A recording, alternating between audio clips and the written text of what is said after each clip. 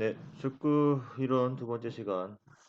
저번 시간에 이어서 오늘은 트래핑에 대해서 배워보는 걸로 시작을 하겠습니다. 트래핑이 뭘까요, 여러분? 네, 축구공을 우리가 정지를 시킨 후에 패스 또는 슈팅 하는 동작으로 연결이 돼야겠죠. 그래서 불러오거나 날아오거나 이렇게 하는 공을 다양한 신체 부위를 이용해서 정지하는 기술을 트래핑이라고 합니다. 자, 그럼 이 트래핑의 종류는 어떤 것이 있을까요, 여러분? 네, 지금 보이는 가슴, 허벅지, 발, 크게 이 세 가지 정도로 나눠볼 수가 있습니다. 일단 가슴 트래핑은 상체를 뒤로 젖히면서 공을 트래핑하는 건데요. 어, 이때 가장 중요한 것은 이 공이 날아오는 속도를 떨어뜨리기 위해서 공이 가슴 쪽에 오는 순간 살짝 상체를 뒤로 젖히면서 그 충격량을 줄여주는 것이 중요하겠습니다. 이 공을 가슴으로 트래핑한 후에 멀리 떨어뜨리지 않고 최대한 내 몸 가까운 곳에 떨어뜨려서 그 다음 동작, 드리블 또는 패스를 하기 좋은 위치에 떨어뜨려 놔야겠죠. 만약 이 공들이 멀리 떨어지게 된다면 상대편 수비가 공을 뺏거나 그리고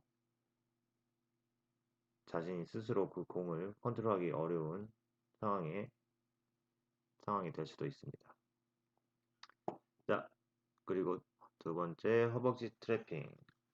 허벅지를 통해서 공을 정지하는 기술인데 실제로 선수들이 많이 사용하죠. 이 트래핑도. 똑같이 이 허벅지 트래핑을 할 때도 공이 어느 순간 허벅지를 살짝 뒤로 당겨주면서 이 공의 속도를 줄여주는 동작이 굉장히 중요합니다. 아, 다음 발 트래핑. 보통은 이 발 안쪽 인사이드를 많이 사용을 하고 고급 기술로는 이 발등을 사용하는 경우도 있어요. 공이 발이 닿는 순간 이것도 살짝 뒤로 발을 빼면서 공의 속도를 줄여주는 이 공이 갖고 있는 운동량, 이 충격량을 줄여주는 기술이 필요합니다. 여러분들이 트래핑을 하고 나서 끝이 아니고요. 항상 그 트래핑을 하고 난 후에 그 다음 동작, 그 다음 패스를 어떻게 할 것인지 머릿속에 항상 생각을 하고 플레이를 해야지 그 경기에 경기력 향상에 도움이 될 수가 있습니다. 트래핑 하고 나서 끝이 아니죠. 누구에게 패스할 건지, 그리고 슈팅으로 연결할 건지, 아니면 드리블을 통해서 슛으로 연결할 건지, 아니면 드리블을 통해서 다시 패스로 연결할 건지, 이런 것들을 여러분들이 생각을 해야 됩니다.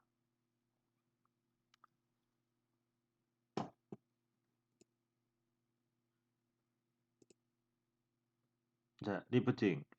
리프팅은 트리핑이랑 개념은 다 조금 다르지만 많이 연결되는 내용인 것 같아요.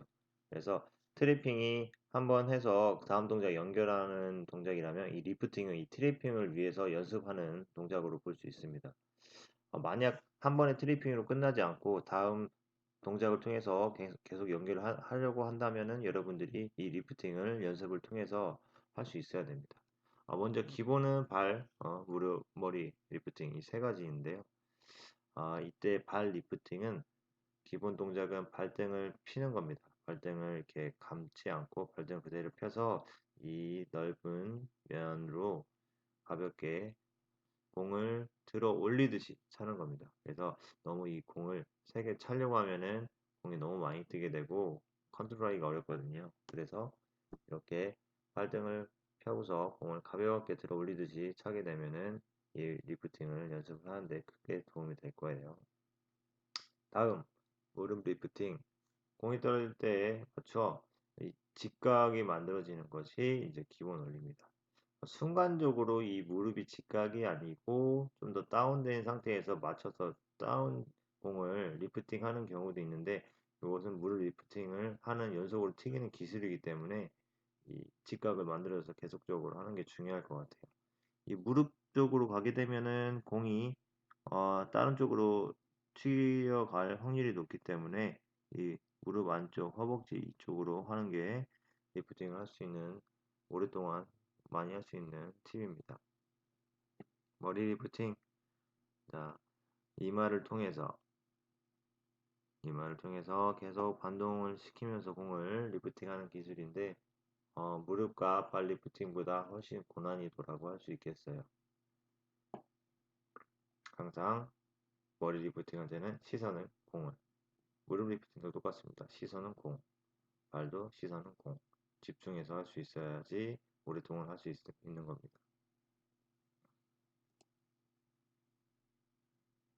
자, 킥. 여러분들, 발의 여러 부위로 공을 차는 기술을 이제 킥이라고 하는데, 킥이 슛일 수도 있고요. 패스일 수도 있습니다. 그래서 여러분들 킥의 기본 자세에 대해서 알고 있으면 좋을 것 같아요. 먼저 시선은 어디일까요? 시선은 이 공을 바라봐야겠죠. 그리고 양팔은 오른손잡이 기준일 때 왼팔은 이렇게 회전하면서 오른팔은 이 오른쪽에서 하면서 자연스럽게 균형을 잡는 것이 중요하겠습니다. 여기 보면은 회전을 이용한다, 몸무게를 체중을 싣는다. 모든 스포츠에 적용되는 말입니다. 체중을 실어라, 몸무게를 실어라, 몸의 회전력을 이용해라. 모든 스포츠에 적용되는 말입니다. 배구, 야구, 축구, 배드민턴 모두 적용되는 얘기고요. 여러분들이 몸무게 체중을 싣고 몸의 회전력을 이용하게 된다면 더 강한 파워를 만들 수 있겠죠. 자, 공을 차는 순간에 발목을 고정한다라고 되어 있습니다. 공을 차는 순간에 발목을 고정해야지 이 발목에 공에 제대로 맞아서 공이 힘의 전달이 되겠죠. 좌우로 흔들리거나 앞뒤로 크게 흔들리게 되면은 공을 정확하게 찰 수가 없습니다.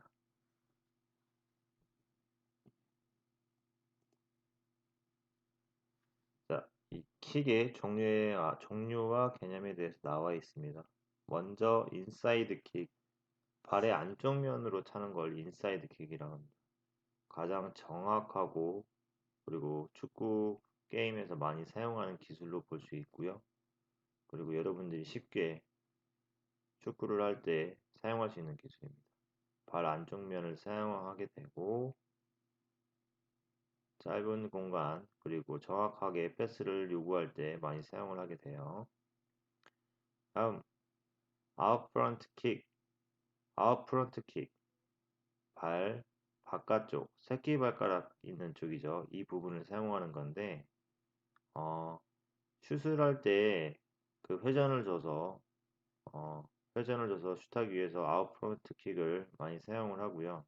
그리고 왼쪽에서 오른쪽 길게 패스를 할 때도 이 아웃프런트 킥을 사용을 많이 합니다. 자, 인프런트 킥.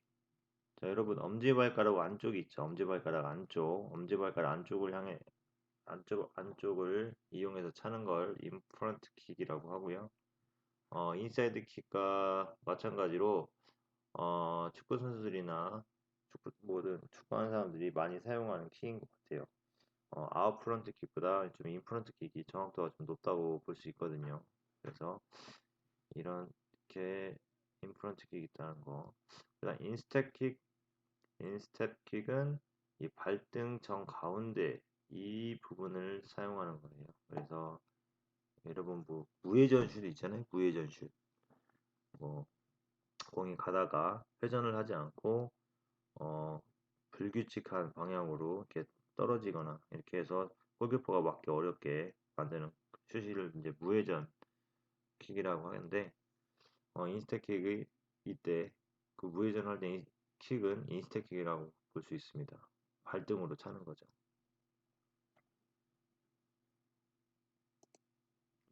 여기 보면 인사이드 킥 사용하는 부분 그리고 인프런트 킥 엄지발가락 안쪽 부분 그리고 톱킥이라는 거는 공의 밑부분을 차서 공을 살짝 띄우는 패스, 예전에는 패스로도 많이 사용했는데 요즘에는 이 톱킥을 통해서 페널티킥 때 골을 넣는 경우도 있어요.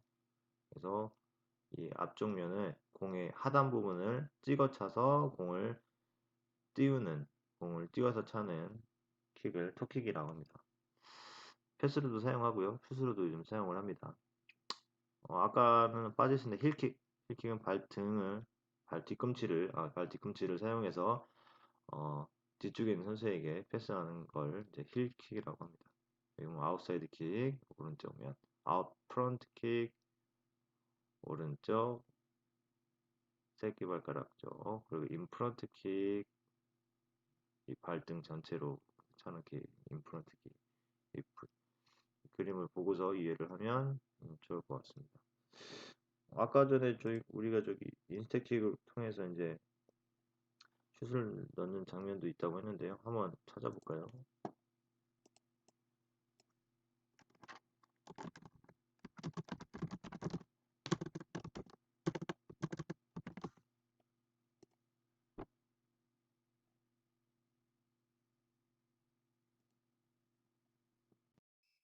광고가 있네요.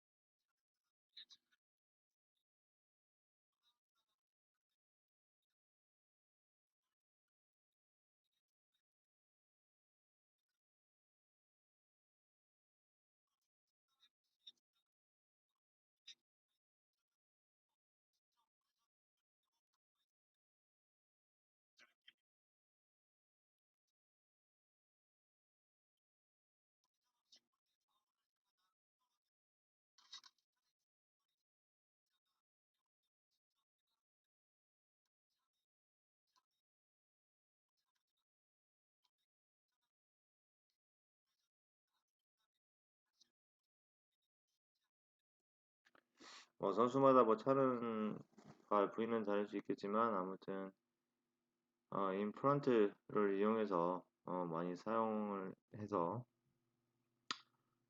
하는 경우도 있는 것 같고, 그리고 발등 인스텝 킥을 사용해서 이렇게 킥을 하는 경우도 있는 것 같아요. 무회전 킥의 과학적 원리에 대해 설명되어 있는데 한번 볼까요?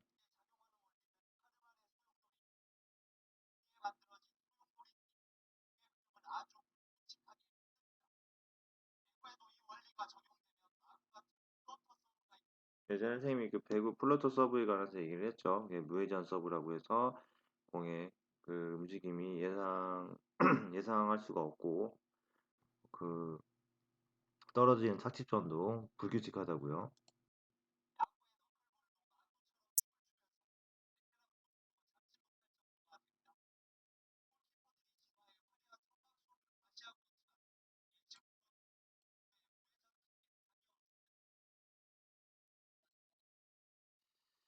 자, 여기까지 봤습니다. 어, 오늘은 여기까지 하고요. 다음 시간에 이어서 축구 패스에 관해서 얘기해 보도록 하겠습니다. 자, 오늘은 여기까지 하겠습니다.